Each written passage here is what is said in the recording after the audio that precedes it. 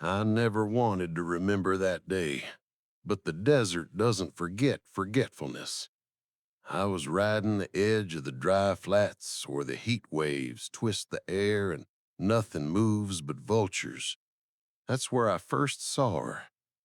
At first, I thought it was some scrap of hide tangled in a tree branch, bleached by the sun and left to rot. But as I drew closer, the truth struck me like a blow.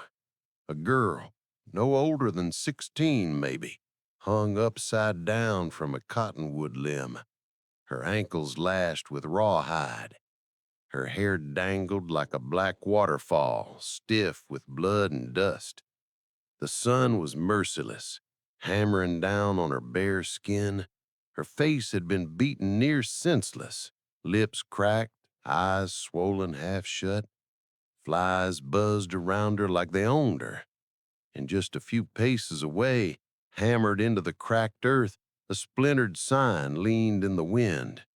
Across its jagged board, in dripping paint the color of rust and blood, someone had scrawled, "The white man never forgets." The words seemed to shout louder than any gunfire, a curse meant to stick. Whoever left her there wanted more than her suffering. They wanted to carve fear into anyone who passed through. She wasn't just bait.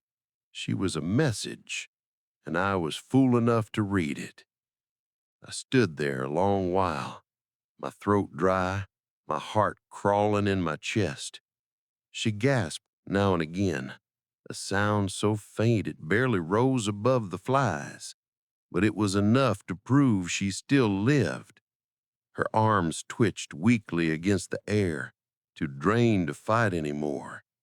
The cottonwood's shadow gave her no mercy, only marked her out like a cross on a grave. The desert was quiet otherwise, as if it too was watching, waiting. I couldn't help but feel eyes on me, though I saw no riders, no smoke, no dust trail. Just her, hanging like a broken prayer in the middle of nowhere. There was cruelty in the way they'd left her. Not dead, not alive, just hovering in between. A warning, a trap, a spectacle. Her pain wasn't only hers to bear, it was meant to humiliate, to remind, to poison anyone who thought about standing with her people. And yet, for all the agony carved across her face, I saw something else. A spark, faint but stubborn, still burning behind those swollen eyes. Defiance, maybe, or simple refusal to surrender to the sun. She should have been gone already, but she clung on, every breath a curse against the ones who strung her up. The sight lodged itself inside me. It was more than cruelty. It was a kind of theater. Someone wanted to make a point, and they used her body as their blackboard. And that sign in blood-red paint stood as the true executioner. Even without a rope around her neck, she was sentenced, damned in the eyes of anyone passing through. That day, I didn't yet know her name, nor the story that bled behind those bruises. But I knew one thing. I was already caught in the message they had written. My boots were planted in the shadow of that sign, and once you stand in a curse like that, it never lets you walk away clean. I was chasing after a stray calf that morning, nothing more. The dumb creature had slipped a section of fence and wandered south into land that wasn't fit for man or beast. My ranch was small, barely enough to keep me fed, but I trusted cattle more than I trusted people, so I followed its tracks. The desert stretched wide, sand crusted with rock, the kind of place where sound carries strange. That's when I heard it. At first, I thought it was the wind, a thin, broken whistle threading through the cottonwoods, but my horse stiffened beneath me, ears twitching forward. I reined in, holding my breath, and there it was again, a sound too ragged to be anything but human, a gasp, faint, like the desert itself was exhaling. I nudged the horse onward, slow and careful, till the branches parted and I saw her. The girl was still dangling there, skin blistered, lips white as chalk. The flies had grown bold, gathering on her cheeks and the corners of her eyes. Her chest rose shallow, fighting the noose around her ankles. Then my eyes caught the sign. The word slammed me harder than any fist. The white man never forgets. It wasn't just a warning, it was a bait, a trap meant to snare any fool soft enough to care. My stomach knotted. I knew it, and still I sat there, frozen in my saddle. Her breath rattled. My horse pawed the dirt, uneasy, wanting to be gone. But I couldn't move. That sign had me by the throat. Every part of me screamed to turn back, to ride home and leave the desert's cruelty to itself. Yet my boot slid from the stirrups anyway. I walked closer, each step like trespassing on a graveyard. My gut twisted with the certainty that someone was watching, that rifles lay trained on me from the ridges. Still, I kept walking. Up close, the girl didn't look like a warrior or a thief or any of the names I knew the papers liked to print about Apache. She looked like a child, beaten past recognition, her body too light, her spirit too heavy. Her eyes cracked open at the sound of my boots, but she didn't plead. She only looked at me, like she was measuring what kind of man had found her. I wanted to turn away. I wanted to believe it wasn't my concern. But the sign spoke louder than her silence, and I felt its curse coil around me. Maybe I'd already made my choice the moment I stopped to listen. I didn't know it then, but the desert had drawn me into a story I couldn't outrun. The girl hanging upside down wasn't just a victim. She was the snare, and I was already caught. I stood under that cottonwood tree with my hand resting on the hilt of my knife. The heat pressed down, heavy as a blanket, smothering every thought. Her face hung just inches from mine now, dirt streaked with sweat, lips split wide enough that each breath looked like it might be her last. I could hear the low buzz of flies, the creak of rope rubbing bark, and nothing else. Her eyes flickered open, hazy but sharp enough to find me. For a moment, she didn't look like a girl at all, more like some creature the desert itself had carved out of pain and fire. When she spoke, it was so faint, I almost thought it was in my head. "Don't cut me loose." I froze. Her voice wasn't pleading, it was warning. "They'll kill you," she whispered, each word dragging blood from her throat. "That's what they want." It should have been enough to make me turn away. I had no quarrel with her people, no quarrel with the soldiers or ranchers who hated them either. All I ever wanted was to be left alone, to ride my fence lines and keep my cattle breathing. I wasn't a savior, I wasn't a hero, and yet, staring at her, I knew I couldn't ride off and pretend she wasn't there. Her words rattled in my skull. She didn't want saving, not because she craved death, but because she already knew the cost. She had been turned into bait, and I was the fool about to take it. My hand moved anyway. I drew the knife from my belt, the blade catching a flicker of sunlight. She shook her head weakly, eyes wide, but I couldn't stop. Conscience is heavier than fear, and mine had been starved too long to ignore. I slid the steel against the rawhide binding her ankles. One pull, rough and sure. The rope gave with a sound that snapped like a bone breaking. Her body fell hard, thudding into the dirt at my boots. For a second, I thought she was gone. She lay there motionless, dust rising around her like smoke from a dying fire.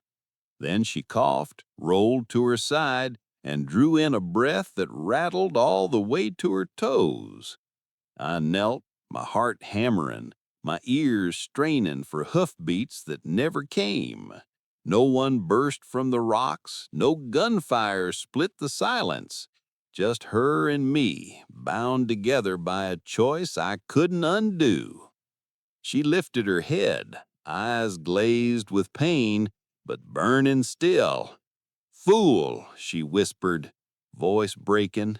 "Now you're theirs too." And she was right. She weighed almost nothing when I lifted her, bones and bruises strung together by stubborn breath. I cradled her against my chest like she was made of glass, though the heat rolling off her skin burnt my arms. My horse sidestepped, ears still pinned, but I swung her into the saddle and mounted behind, holding her steady as we rode north. The land stretched empty for miles. No water, no shade, only the sound of hoofbeats and her shallow rasp. Twice I thought she slipped into death, her body going slack. But each time she clawed back with a cough, refusing to yield. I don't rightly know why I kept riding toward the old way station, half collapsed, patched with tin, long abandoned by the stagecoaches. Maybe because no one went there anymore, and a ruined silence was the only gift I had to offer. By the time we reached it, my shirt was plastered to me with sweat, and her skin felt like fire. I laid her down inside on a scrap of canvas that smelled of dust and mice. The roof had holes, the walls leaned, but it was shelter enough. I fetched water from a barrel I kept hidden out back, broke the crust of algae, and tipped a dipper to her lips. At first she flinched, as if expecting poison, but then she drank, fast, desperate, spilling more than she swallowed. I dabbed her cuts with a rag, cleaned the worst of the blood from her face. She watched me through half-shut eyes, suspicion flickering beneath her exhaustion. "You're safe here," I whispered, though I wasn't sure I believed it, at least for now. She didn't answer. She just lay still, breathing through her teeth, her ribs rising sharp under her skin. The silence in that place was thicker than any words. My rifle leaned against the wall within arm's reach, and I sat beside it, listening to the desert stillness press in. Hours passed. Shadows crept long through the gaps in the boards. She stirred once, curling her knees slightly, then drifted back into uneasy sleep.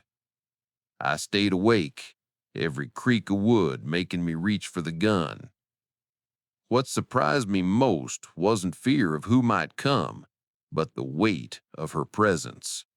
Her breathing filled the ruin like it belonged there, soft but insistent. I'd lived years alone on that land, hearing nothing but wind and cattle. Now, with each ragged breath she drew, it felt like the place itself had come alive. I knew she might not make it through the night. Still, I sat watch, my back stiff, the rifle warm across my lap, vowing to hold the dark at bay for a stranger whose fate I'd already tied to mine. At dawn, the desert looked washed clean, the sky pale as bone. But the tracks outside the way station told a different story. Fresh boot prints, pressed deep and neat, like a patrol had passed in the night. Cavalry. I felt it in my gut before I even stepped out to check. By midday, my fears put on a uniform. A lieutenant rode up with 3 soldiers at his back, dust caked on their shoulders, rifles easy in their hands. He was young, face pink under his hat, the kind of boy who still thought war was something you could polish. "Morning," he called, stiff in the saddle. "You the man keeps to this ruin?" I nodded, one hand resting on the door frame, trying to look as dull and harmless as I could. He pulled a folded paper from his coat, waved it like a card in a crooked game. "We're hunting an Apache girl, escaped custody, dangerous, wanted for murder, $50 reward for information." He leaned down and slapped the notice against the wood. Her face, sketched in dark strokes, younger than the wreck of a body sleeping behind me, stared out from the poster. Murder, escape, reward. Words that painted her a monster. I forced my jaw loose. "I ain't seen no girl," I said flat, the lie tasting like dirt on my tongue. His eyes searched mine, but he didn't press. Maybe he figured a rancher in the desert wasn't worth the sweat. "Keep watch," he said instead. "Men like her, they don't belong in this country." I kept my mouth shut, though something hot boiled in my chest. They rode off, the sound of hooves carrying their judgment across the flats. Inside, she had watched from behind a curtain of burlap, her eyes sharp now, less clouded by fever, met mine with something between suspicion and curiosity. She'd heard the words, seen her own face stamped outlaw. I wanted to ask if it was true, if she had killed, if the soldier story carried weight, but I didn't. I just stood there, staring at the poster nailed to my wall, knowing that by tearing it down or leaving it up, I was making a choice either way.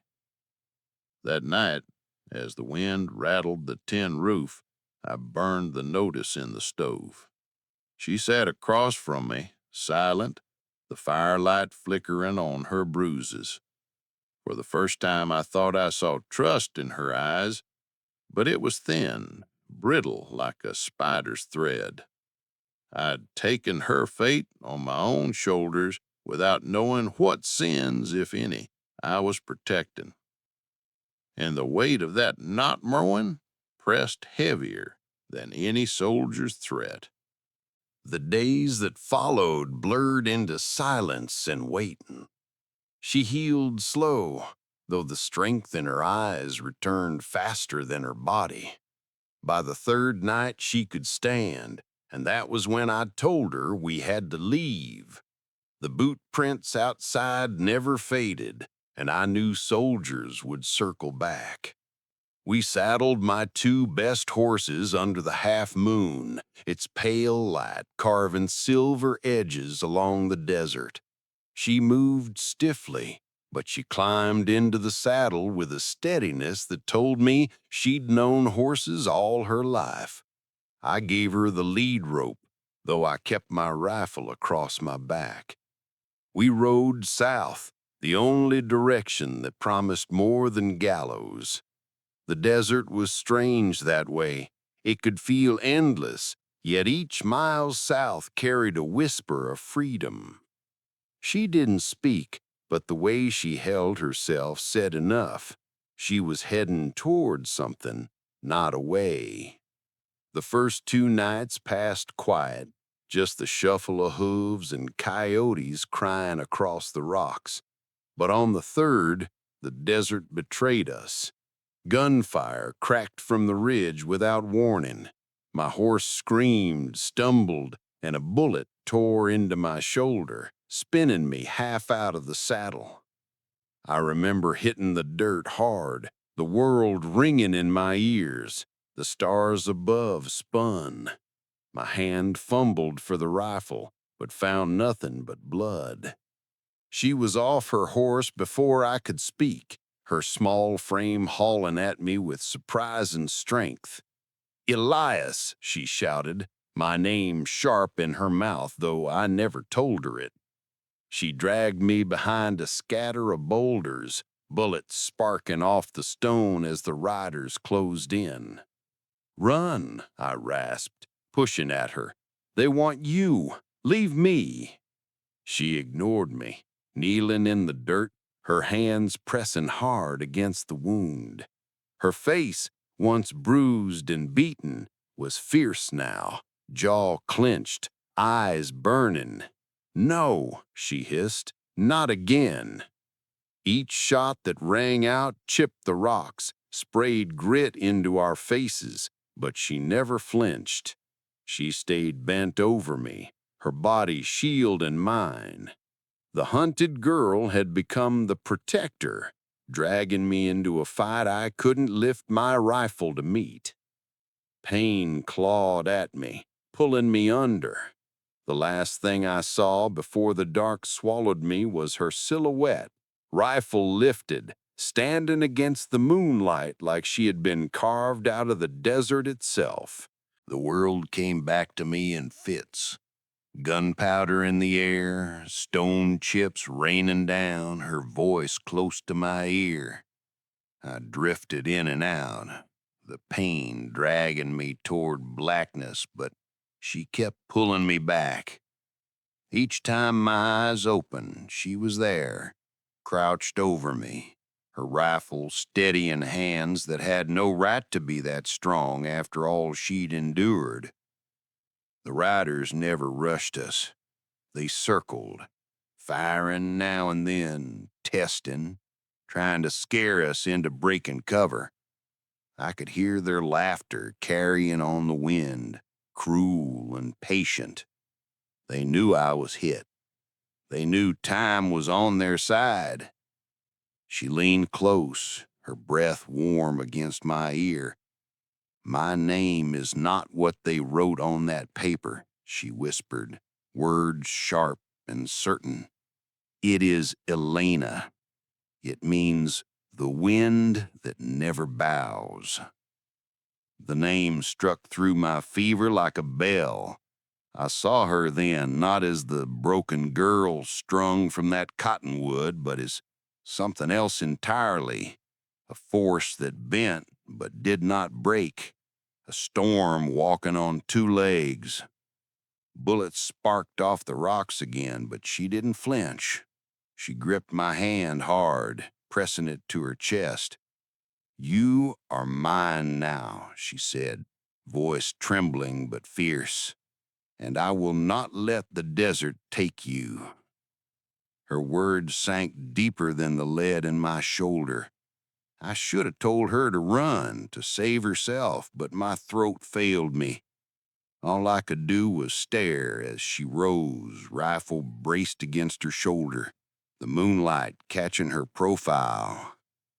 The riders shouted, spurred their horses, but they never charged. Maybe it was her stance. Maybe it was the silence of the desert holding its breath. Maybe they feared the spirit in her name. Whatever it was, they circled slower now, as if the desert itself warned them to keep their distance.